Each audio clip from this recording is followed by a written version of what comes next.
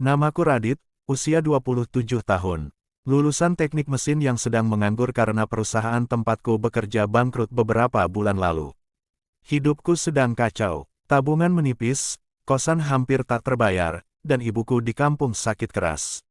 Aku nyaris putus asa, sampai sebuah pesan misterius datang ke emailku.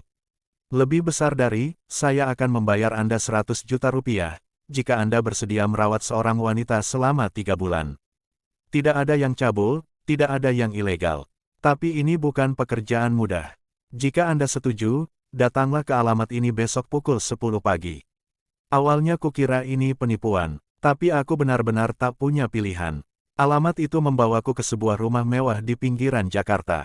Di sana, aku bertemu dengan seorang pria parubaya bernama Pak Harun. Tatapannya tegas, namun penuh beban. Anakku, Kirana, lumpuh sejak kecelakaan 2 tahun lalu.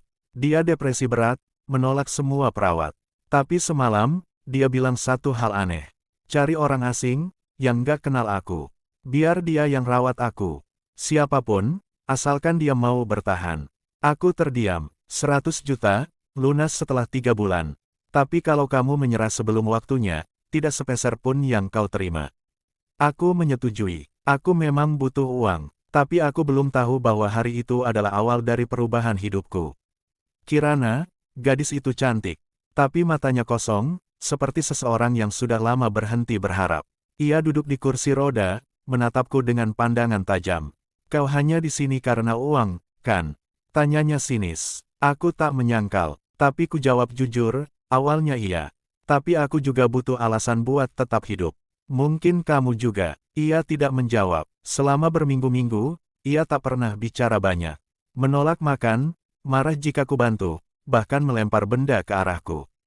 Tapi aku bertahan. Aku belajar membuat makanan yang ia suka.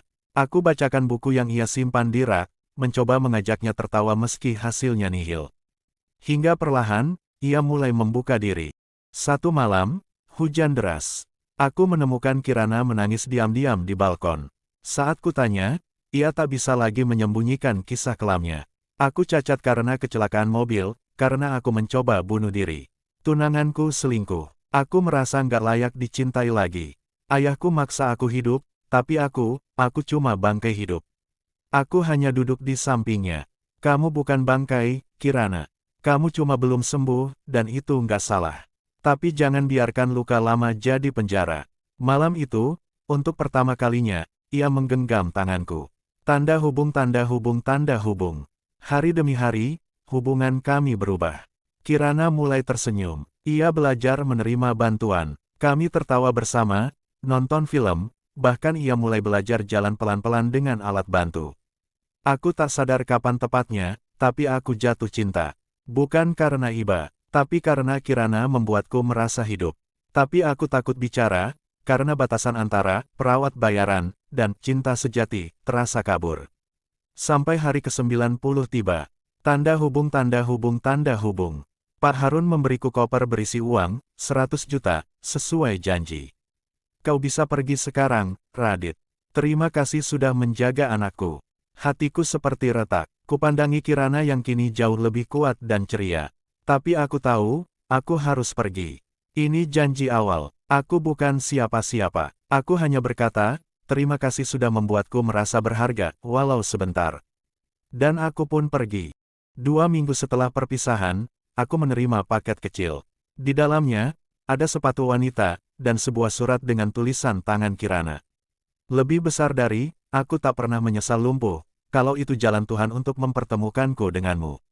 Tapi aku takut kau hanya bertahan karena uang. Jadi aku membiarkanmu pergi. Tapi kalau hatimu tulus, datanglah ke tempat kita pertama kali beli es krim di taman. Aku akan menunggu, dengan atau tanpa kursi roda. Tanpa pikir panjang, aku pergi ke sana. Dan Kirana berdiri di sana, tegak dengan bantuan tongkat. Matanya berbinar. Dan kali ini, tanpa bayaran, tanpa kesepakatan. Kami saling mencintai, dengan seluruh luka dan harapan yang tersisa. Setelah hari itu di taman, hidupku terasa seperti mimpi. Aku dan Kirana mulai menjalin hubungan secara terbuka. Bukan lagi sebagai perawat dan pasien, tapi sebagai pasangan yang saling melengkapi. Kirana masih harus menjalani fisioterapi, tapi dia makin kuat setiap harinya.